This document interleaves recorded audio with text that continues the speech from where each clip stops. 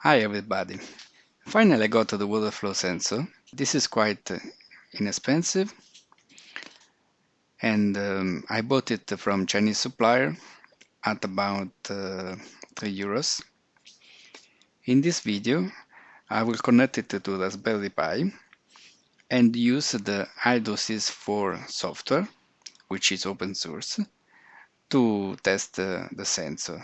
In particular, the accuracy and reliability of the reading.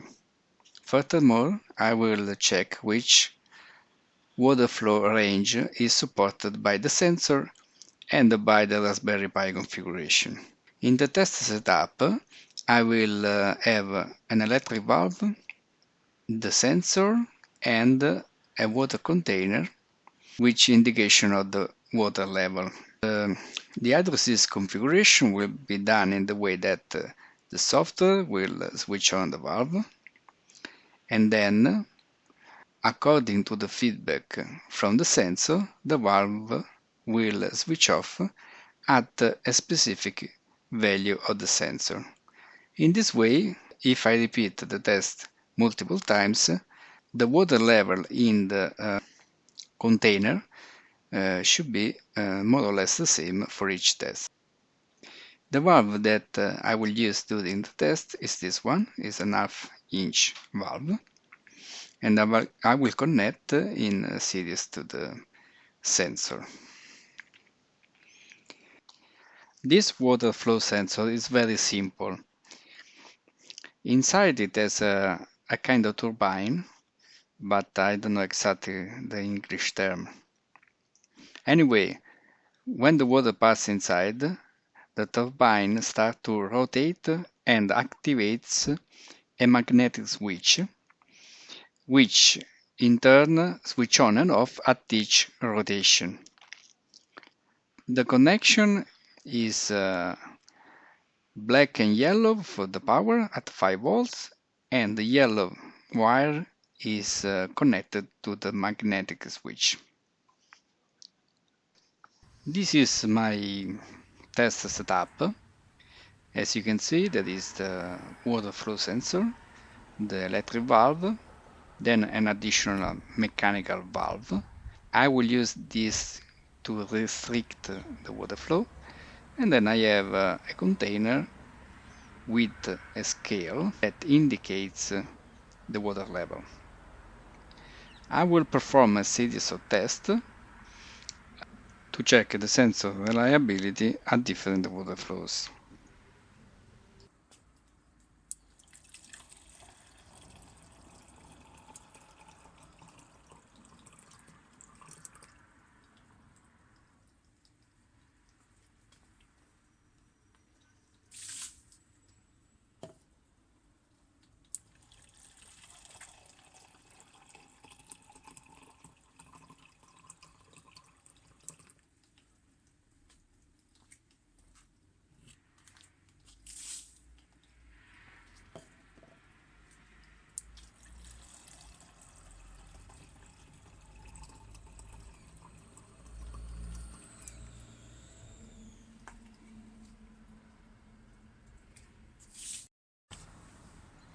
This is a max flow testing.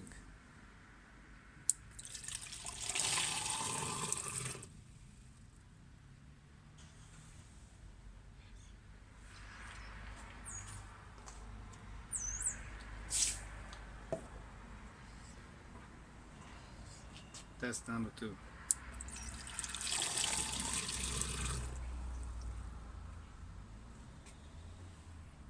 Level around 0.4 liters.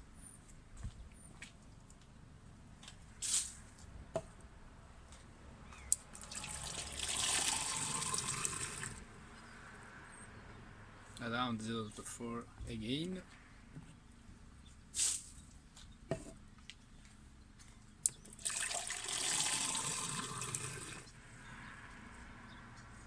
So this is quite reliable.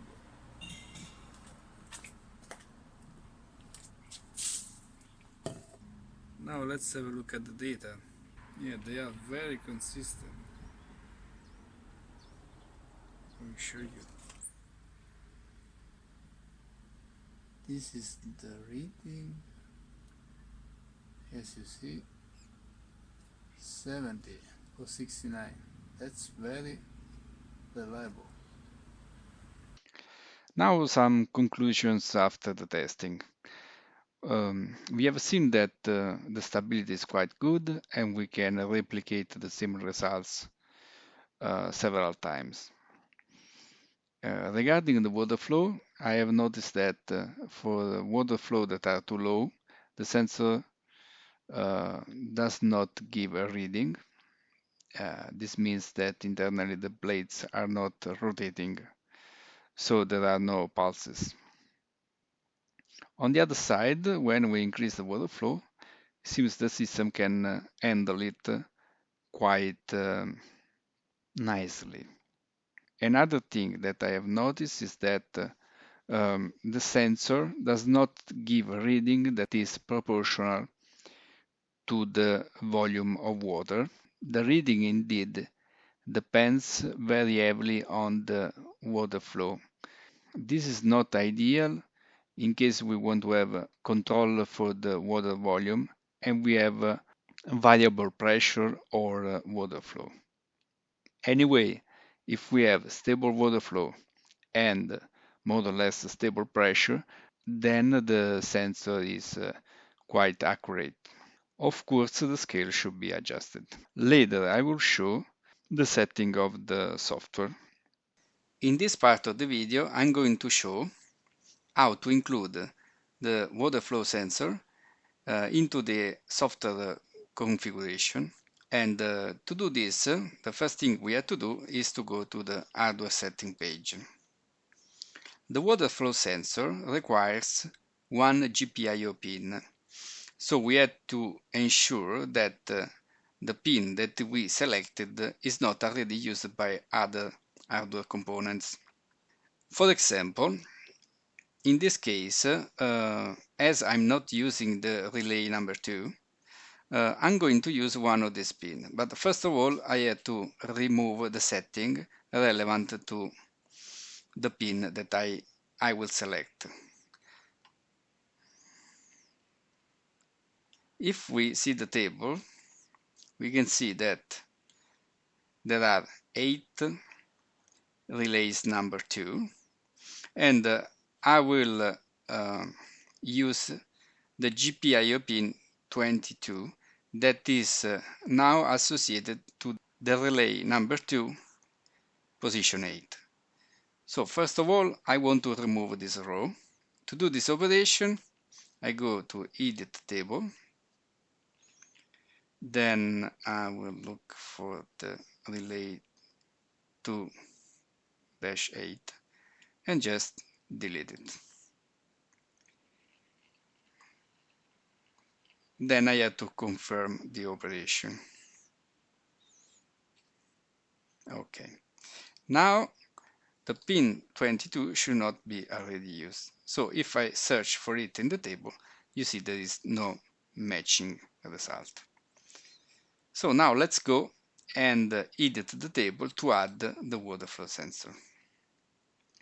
In the first row is the place where we can add a new row. So you can see there is a button with add. So first of all, power pin we don't need. Minimum scale we don't need now. Name, let's call it, this is the hardware name, so let's call it water flow sensor. Okay. Then the pin, this is a GPIO pin, and we say 22 in this example.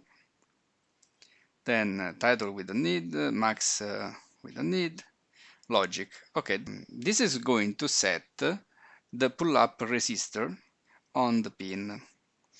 If we choose pause, then the pull-up resistor will be toward the ground. If we choose neg, the pull-up resistor will go up to 3.3 volts. So if the pin is not connected, in case we choose neg, then we will have 3.3 volt. In case we choose pause, then we will have 0 volt. In this case, there is no specific preference, so I will leave it as a pause. Then, scheduling type, I will put periodic, and then controller command. This tell the software which command to use, and in this case is read input pin. Offset, we can leave it empty. Frequency, this is very important because it set the time interval where the reading is stable. So as we want to have the maximum speed possible, I will put the frequency to 3000. In this case, we don't have to wait any interval for the stabilization of the edge front. User for sensor query, it's okay. Time, we can put 15 minutes, but for this type of sensor, this is really not relevant because this sensor work with the interrupts. Then address, we don't have address. Measure, we can say quantity. Direction, we leave it as it is. Then pin 2 is not used. IO type is input. ADC scanner is not relevant. A unit we can use, for example, I would say pieces, maybe indeed is revolution, but we can use pieces, it's not so important honestly. After we do this, we can click add. So the row has been correctly added, and we can see that at the bottom of the table we have our row. To confirm the configuration, we had to click the button confirm and save. At this point, the table is configured inside the system with the Waterflow. Next step now is to go to the interrupt page, because as I said, the Waterflow sensor provide interrupt to the GPIO that counts the number of revolution that the sensor is performing. We can associate this sensor to the relay. In this case, we can associate a valve controlled by the relay to the sensor. So let's assume that we have our valve attached to relay 1.1, and let's set the working mode. There are two working modes. One is preemptive blocking and the other is counter only.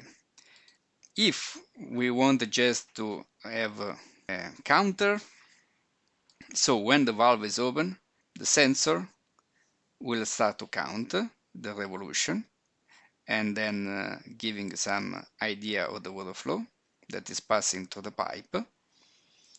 Or we can choose preemptive blocking. In this configuration, then we can set the feedback from the sensor to stop the valve. So let's configure as preemptive blocking. Then reference input, we can see that now there is water flow sensor. We already set this in the hardware table. And then activation mode, first edge. We can keep it as first edge because the interrupt will start anytime the pin detect an edge. If we choose first edge, then the pin will create an interrupt every time it detects an edge going up, so from ground to VCC.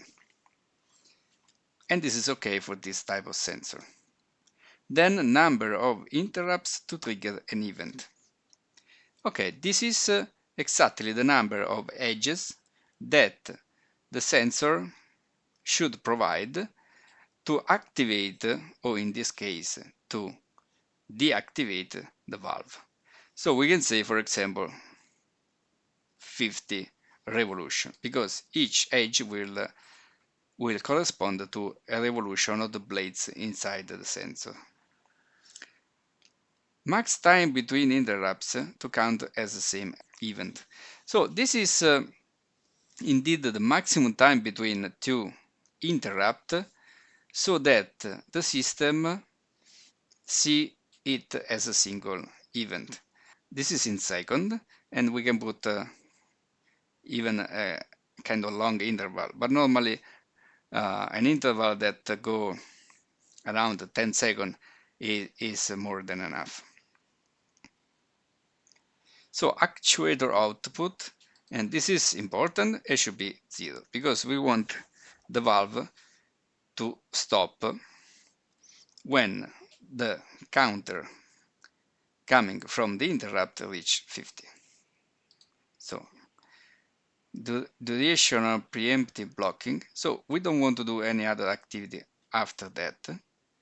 So we set to 0, and then follow up we set to none. We don't want to do any additional follow up, and then we can leave it 0. The time interval should be left to 0, and then alert preferences I put none. Indeed, these alert preferences are relevant to the email notification, and so we can click save, and that's all. So with this configuration, we have the valve connected to relay 1-1, and we have input from the water flow sensor. The interrupt is triggered by the edge of the signal. The event that set the valve to 0 will be triggered after 50 interrupt, and the max time between two interrupts should be less than 10 seconds. And then the output of the relay should be 0 when this condition are reached. That's all. This is the setting that I have used for the testing that I showed before. I hope this video was useful, and thank you for watching.